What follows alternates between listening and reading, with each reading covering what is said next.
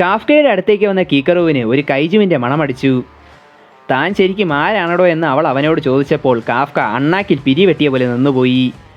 അപ്പോഴേക്കും ഇച്ചികാവ കയറി ഇടപെട്ടു. ഞങ്ങൾ കൈജു ക്ലീനിങ്ങിൻ്റെ ജോലി ചെയ്യുന്നവരാണെന്നും അതുകൊണ്ടാണ് കൈജുവിൻ്റെ മണം തോന്നുന്നതെന്നും പറഞ്ഞുകൊണ്ട് അവൻ ആ വിഷയം വഴിമാറ്റി വിട്ടു. അത് കേട്ട കിക്കരു, നിനക്കൊക്കെ എന്താണ് ഇവിടെ കാര്യമെന്ന് ഇച്ചികാവയോട് ചോദിച്ചു. ഈ സമയം നമ്മുടെ കാഫ്ക വീണ് കിടന്നിരുന്ന അവൻ്റെ വാൻ കൂളായിട്ട് എടുത്തു പൊക്കി നേരെ വച്ചു. ഇത് കണ്ട കീക്കരു ആകെ ഞെട്ടിപ്പോയി. ഒരു പവർ സ്യൂട്ട് ഇല്ലാതെ അവൻ എങ്ങനെയാണിത് ചെയ്യുന്നതെന്നോർത്ത് അവൾ അത്ഭുതപ്പെട്ടു. അപ്പോൾ കാഫ്ക അവളോട് പറഞ്ഞു, എടി അടക്കാക്കുരുവി പെണ്ണേ, ഞാൻ കാഫ്ക ഹീബിനോ. നിന്നെപ്പോലെ തന്നെ എക്സാം അറ്റൻഡ് ചെയ്യാൻ വന്നവനാണ് ഞാനും. നീ എൻ്റെ വണ്ടിയിൽ കൈവച്ച സ്ഥിതിക്ക് ഞാനുമായിട്ടുള്ള അംഗത്തിന് നീ റെഡിയായിക്കോ. കാഫ്കയുടെ വെല്ലുവിളി കേട്ടിട്ടും കീക്കരു പേടിച്ചില്ല. പകരം ഒരാളെങ്കിലും തനിക്ക് കോമ്പറ്റീഷൻ തരാനുള്ളതോർത്ത് അവൾ സന്തോഷിച്ചു. എന്തായാലും ട്രെയിനിങ് ഗ്രൗണ്ടിൽ ഞാൻ നിന്റെ കണ്ണീര് വീഴ്ത്തുമെന്ന് അവൾ കാഫ്കയോട് പറഞ്ഞു. അപ്പോഴേക്കും കീക്കറുവിൻ്റെ ഡ്രൈവർ കാഫ്കയുടെ സ്പോട്ടിൽ കാർ പാർക്ക് ചെയ്ത് കഴിഞ്ഞിരുന്നു. സമയം കളയാതെ അവർ ബേസിലേക്ക് നടന്നു.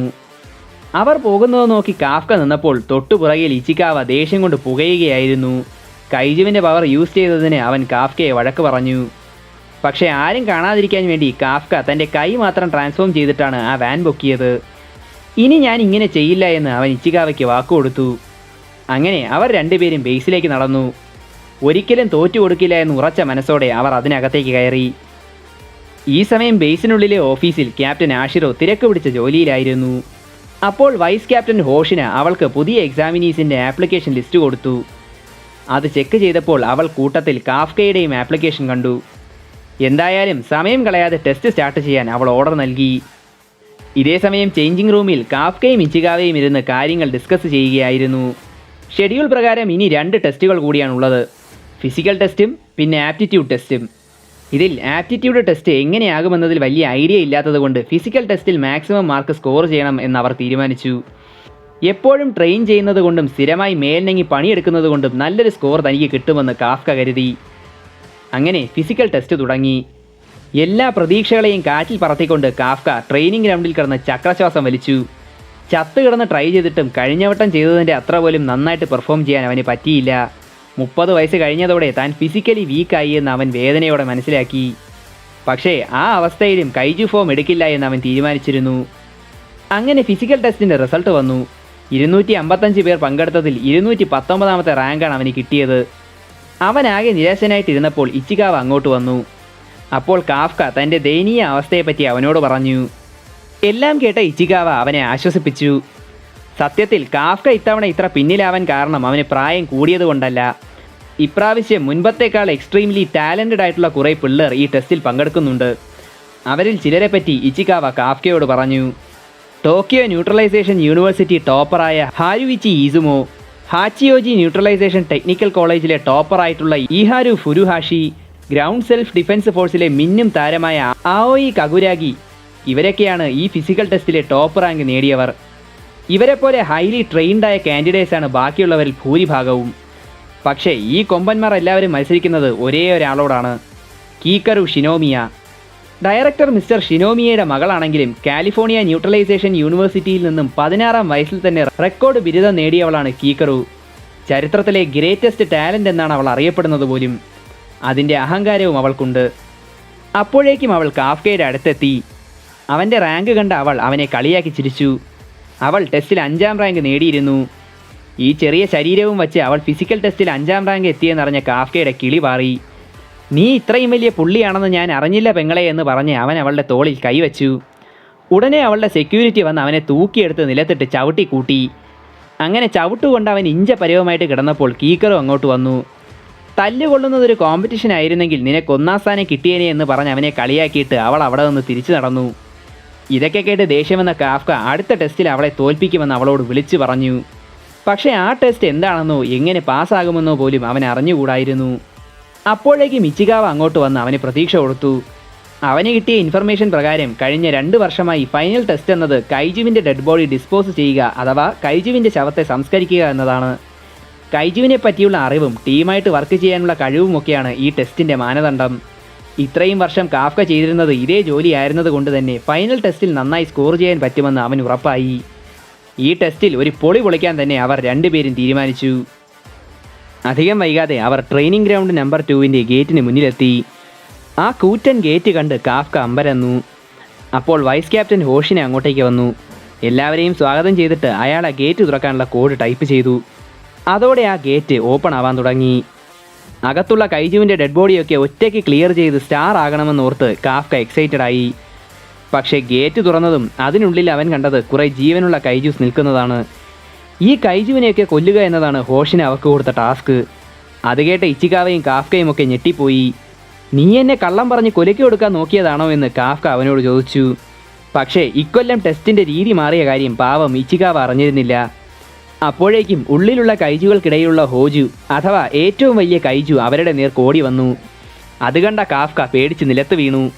പക്ഷേ ഹോഷിന് അപ്പോഴും കൂളായിരുന്നു. ഹോജു അടുത്തെത്തിയതും ആ ഗേറ്റിൽ നിന്നും ഭീമൻ ഇരുമ്പ് തൂണുകൾ വന്ന് ഗേറ്റ് ലോക്ക് ചെയ്തു. അപ്പോഴും കാഫ്കയുടെ ഞെട്ടൽ മാറിയിരുന്നില്ല. അവൻ്റെ വെപ്രാളം കണ്ട കീക്കരു അവനെ കളിയാക്കി ചിരിച്ചു. ഇതേസമയം ബാക്കിയുള്ള മത്സരാർത്ഥികൾ എല്ലാവരും ഭയങ്കര എക്സൈറ്റഡ് ആയിരുന്നു. അപ്പോൾ ഹോഷിന എല്ലാവരോടും പോയി കോമ്പാറ്റ് സ്യൂട്ട് ഇട്ടിട്ട് വരാൻ പറഞ്ഞു. അപ്പോഴേക്കും ചേഞ്ചിങ് റൂമിൽ അവർക്കുള്ള കോമ്പാറ്റ് സ്യൂട്ടുകൾ റെഡിയായിരുന്നു. ഈസുമോടെക് എന്ന കമ്പനി കൈജുവിൻ്റെ മസിൽ ഫൈബേഴ്സ് ഉപയോഗിച്ചാണ് ഈ പവർ സ്യൂട്ടുകൾ ഉണ്ടാക്കിയിരിക്കുന്നത്. ധരിക്കുന്ന ആളുടെ ശരീരവുമായിട്ട് സ്യൂട്ട് താനി ലിങ്കാകും. അത് അവരുടെ പവറിനെ പല മടങ്ങ് വർദ്ധിപ്പിക്കും. സ്യൂട്ടിൻ്റെ കോമ്പാറ്റ് പവർ അത് ധരിക്കുന്ന ആളിൻ്റെ സ്ട്രെങ്ത്തിനനുസരിച്ച് കൂടിയും കുറഞ്ഞും വരാം. സ്യൂട്ടിട്ടതോടെ തൻ്റെ പവർ കൂടിയതായി ഇച്ചികാവയ്ക്ക് മനസ്സിലായി. അപ്പോഴേക്കും എല്ലാവരും സ്യൂട്ട് ധരിച്ച് കഴിഞ്ഞിരുന്നു. ഈ സമയം കൺട്രോൾ റൂമിൽ 3rd ഡിവിഷൻ ഓപ്പറേറ്റർ കോനോമി ഒക്കനോഗി ഓരോരുത്തരുടെയും സ്യൂട്ടുകൾക്ക് കിട്ടിയ കോമ്പാറ്റ് പവർ ചെക്ക് ചെയ്യുകയായിരുന്നു. ഇച്ചികാവയുടെ സ്യൂട്ടിൻ്റെ കോമ്പാറ്റ് പവർ 8% ആണ്. ഹാരുയിച്ചി ഈസുമോയ്ക്ക് 18%, ആവോയി കകുരാഗിക്ക് 15%, ഈഹാരു ഫുരിഹാഷിക്ക് 14%. അങ്ങനെ ഓരോരുത്തരുടെയും കോമ്പാറ്റ് പവർ അനൗൺസ് ചെയ്യുകയാണ് കോനോമി. മുൻപത്തെ ബാച്ചിൽ ആർക്കും 10%-ന് മേലിൽ കോമ്പാറ്റ് പവർ ഇല്ലായിരുന്നു. അത് വെച്ച് നോക്കുമ്പോൾ ഈ ബാച്ച് മൊത്തം കിടിലനാണെന്ന് ഹോഷിനയ്ക്ക് മനസ്സിലായി. പെട്ടെന്ന് കോനോമി ഞെട്ടിപ്പോയി. കാരണം കീക്കറു ഷിനോമിയുടെ കോമ്പാറ്റ് പവർ 46% ആണ്. അതായത് ഒരു പ്ലറ്റൂൺ ലീഡറിൻ്റെ അത്രയും കോമ്പാറ്റ് പവർ. അവളെ എല്ലാവരും അത്ഭുതത്തോടെ നോക്കുമ്പോൾ നമ്മുടെ ഇച്ചികാവ വെറും 8% കോമ്പാറ്റ് പവർ കിട്ടിയതിൻ്റെ നിരാശയിലായിരുന്നു. പക്ഷേ ഇപ്പോൾ കിട്ടിയിരിക്കുന്ന ബാറ്റിൽ പവർ ട്രെയിനിങ്ങിലൂടെ കൂട്ടാൻ പറ്റുമെന്ന് പറഞ്ഞ് ഹോഷിനെ അവനെ ആശ്വസിപ്പിച്ചു.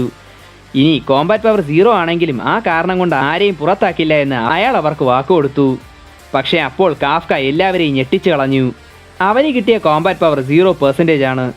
ചരിത്രത്തിൽ ആദ്യമായിട്ടാണ് ഒരുത്തന് 1% പവർ പോലും കിട്ടാത്തത്. കാഫ്കയാണെങ്കിൽ പവർ വരുത്താൻ വേണ്ടി നിന്ന് ആഞ്ഞ് മുക്കുകയാണ്. അവൻ്റെ കോമാളിത്തരം കണ്ട വൈസ് ക്യാപ്റ്റൻ ഹോഷിനെ പൊട്ടിച്ചിരിക്കാൻ തുടങ്ങി. ഇവനെപ്പോലൊരു ജോക്കർ ടീമിലുള്ളത് നല്ലതാണെന്ന് അവൻ കരുതി. പക്ഷേ എല്ലാവരും അവനെ കളിയാക്കിയപ്പോഴും കീക്കറു മാത്രം കൺഫ്യൂസ്ഡ് ആയിരുന്നു. നേരത്തെ ആ വാൻ പൊക്കിയ ഇവൻ്റെ പവർ എവിടെ പോയി എന്ന് അവൾ ഓർത്തു. അപ്പോഴേക്കും വൈസ് ക്യാപ്റ്റൻ ഹോഷിനെ അവിടെ എത്തി. എല്ലാവരോടും ടെസ്റ്റിന് റെഡിയായിക്കൊള്ളാൻ അവൻ പറഞ്ഞു. കൂറ്റൻ മതിലുകൾ കൊണ്ട് ചുറ്റപ്പെട്ട ഒരു ഏരിയയിലാണ് അവരുടെ ടെസ്റ്റ് നടക്കാൻ പോകുന്നത്. അതിനുള്ളിൽ 36 യോജു അഥവാ ചെറിയ കൈജുവും 1 ഹോജു അഥവാ വലിയ കൈജുവുമുണ്ട്. അതിനെയൊക്കെ വേട്ടയാടി കൊല്ലുക എന്നതാണ് അവരുടെ ടാസ്ക്. എല്ലാവരുടെ കയ്യിലും ആൻറ്റി കൈജു വെപ്പൺസ് കൊടുത്തിട്ടുണ്ട്. ഓരോരുത്തരും എത്ര കൈജുവിനെ കൊന്നുവെന്നറിയാൻ പ്രത്യേക സെൻസറുകളും ഓരോരുത്തരുടെയും പെർഫോമൻസ് റെക്കോർഡ് ചെയ്യാൻ വേണ്ടി പ്രത്യേകം ഡ്രോൺ ക്യാമറകളുമുണ്ട്. ടെസ്റ്റിൻ്റെ വിധികർത്താവായ ഹോഷിനയ്ക്ക് അവിടെ നടക്കുന്നതെല്ലാം കൺട്രോൾ റൂമിലിരുന്ന് അറിയാൻ പറ്റും. പിന്നെ സേഫ്റ്റിക്ക് വേണ്ടി എല്ലാ സ്യൂട്ടിലും പ്രത്യേകം ഷീൽഡ് സെറ്റ് ചെയ്തിട്ടുണ്ട്. ആരെങ്കിലും അപകടത്തിലായി എന്ന് കണ്ടാൽ കൺട്രോൾ റൂമിലുള്ളവർ അത് ആക്ടിവേറ്റ് ആക്കും. പക്ഷേ അങ്ങനെ ചെയ്യേണ്ടി വന്നാൽ ആ കാൻഡിഡേറ്റ് ടെസ്റ്റ് ഫെയിലായി എന്നാണ് അർത്ഥം. ഇങ്ങനെ കാര്യങ്ങളെല്ലാം വിശദീകരിച്ചതിന് ശേഷം ഹോഷിനെ അവരോട് ടെസ്റ്റ് സ്റ്റാർട്ട് ചെയ്തുകൊള്ളാൻ പറഞ്ഞു. അത് കേട്ട ഉടനെ എല്ലാവരും കൈജുവിനെ വേട്ടയാടാൻ വേണ്ടി ഇറങ്ങിത്തിരിച്ചു. തൊട്ടു പിന്നാലെ എല്ലാവരെയും ഞെട്ടിച്ചുകൊണ്ട് കീക്കറു മുകളിലേക്ക് എടുത്തു ചാടി. കെട്ടിടങ്ങളുടെ ചുവരുകളിലൂടെ ഓടിക്കൊണ്ട് അവൾ ആദ്യം കണ്ട കൈജുവിനെ വെടിവെച്ച് ചിതറിച്ചു. മറ്റുള്ളവർക്ക് എന്തെങ്കിലും ചെയ്യാൻ പറ്റുന്നതിന് മുൻപ് തന്നെ രണ്ടാമത്തെ കൈജുവിനെയും അവൾ കൊന്നു. അവളുടെ പവർ കണ്ട് കൺട്രോൾ റൂമിലിരുന്ന ഹോഷിനെ പോലും ഞെട്ടിപ്പോയി. ഇതേസമയം മറ്റൊരിടത്ത് നമ്മുടെ കാഫ്ക അവൻ്റെ തോക്കൊന്ന് പൊക്കാൻ പോലും പറ്റാതെ നിന്ന് വിയർക്കുകയായിരുന്നു. ഈ അവസ്ഥയാണെങ്കിൽ ഡിഫൻസ് ഫോഴ്സിൽ ചേരുന്നതിനെപ്പറ്റി മറന്നു കളയാൻ ഇച്ചികാവ അവനോട് പറഞ്ഞു. അത് കേട്ട കാഫ്ക അവിടെ ആകെ നിരാശനായി നിന്നു. അതേസമയം ഈ ടെസ്റ്റ് നേരിട്ട് കാണാൻ വേണ്ടി ക്യാപ്റ്റൻ ആഷിറോ കൺട്രോൾ റൂമിലെത്തി. അവൾ അവിടെ എത്തിയ കാര്യം ഹോഷിന മൈക്രോഫോണിലൂടെ അനൗൺസ് ചെയ്തു. ഇത് കേട്ടതും കാഫ്ക ഓണായി. ആഷിറോയുടെ മുന്നിൽ കഴിവ് തെളിയിക്കാൻ കിട്ടിയ അവസരം പാഴാക്കില്ല എന്നവൻ തീരുമാനിച്ചു. അങ്ങനെ എന്തു ചെയ്യുമെന്ന് ആലോചിച്ചപ്പോൾ കാഫ്കയ്ക്ക് ചില കാര്യങ്ങൾ മനസ്സിലായി. കൈജുവിൻ്റെ കിൽ കൗണ്ട് അറിയാൻ സെൻസറുകൾ ഉണ്ടെങ്കിൽ പിന്നെ എന്തിനാണ് ഓരോരുത്തർക്കും വേണ്ടി പ്രത്യേകം ഡ്രോൺ ക്യാമറ സെറ്റ് ചെയ്തിരിക്കുന്നത്?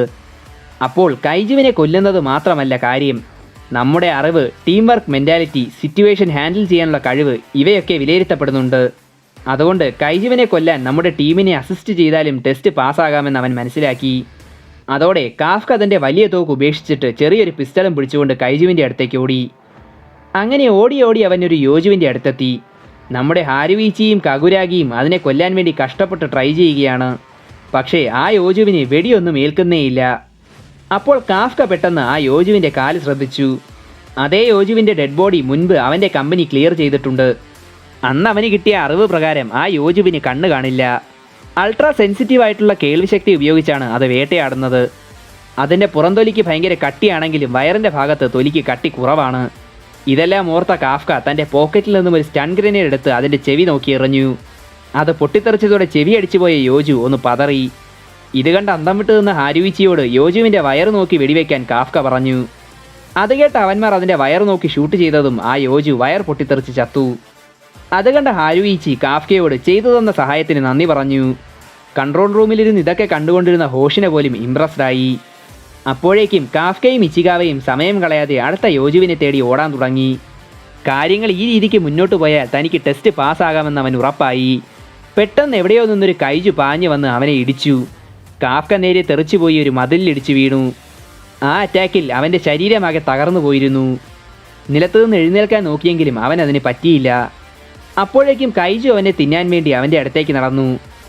ഈ സമയം കൺട്രോൾ റൂമിലിരുന്നത് കണ്ടുകൊണ്ടിരുന്നവർക്ക് അവൻ്റെ ജീവൻ അപകടത്തിലാണെന്ന് മനസ്സിലായി.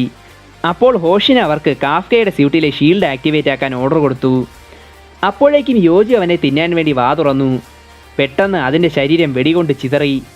അത് ചെയ്തത് കീക്കറു ആയിരുന്നു. അവളെ കണ്ട കാഫ്ക അവൾക്ക് നന്ദി പറഞ്ഞു. പക്ഷേ അവനെ രക്ഷിക്കാൻ വേണ്ടിയിട്ടൊന്നും ആയിരുന്നില്ല അവൾ ആ കൈജുവിനെ കൊന്നത്.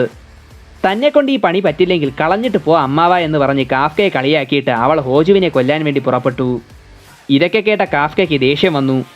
അവൻ വീണ്ടും എഴുന്നേൽക്കാൻ നോക്കിയെങ്കിലും കാലൊടിഞ്ഞതുകൊണ്ട് അവൻ എണീക്കാൻ പറ്റിയില്ല. അത് കണ്ട ഹോഷിന് അവനോട് നീ ഇപ്പോൾ എക്സാം കണ്ടിന്യൂ ചെയ്യാൻ അൺഫിറ്റ് ആണെന്ന് പറഞ്ഞു. ഇവിടെ വെച്ച് ക്വിറ്റ് ചെയ്യാൻ അവൻ കാഫ്കയെ ഉപദേശിച്ചു. പക്ഷേ തോറ്റുകൊടുക്കാൻ കാഫ്ക തയ്യാറായിരുന്നില്ല. എല്ല് നുറുങ്ങുന്ന വേദനയും സഹിച്ചുകൊണ്ട് ഒടിഞ്ഞ കാലും കുത്തി അവൻ എഴുന്നേറ്റു. ഞാൻ ജീവനോടെ ഉള്ളിടത്തോളം ക്വിറ്റ് ചെയ്യില്ല എന്നവൻ വിളിച്ചു പറഞ്ഞു. അവൻ്റെ വിൽ പവർ കണ്ട ഹോഷിന് അമ്പരന്നുപോയി.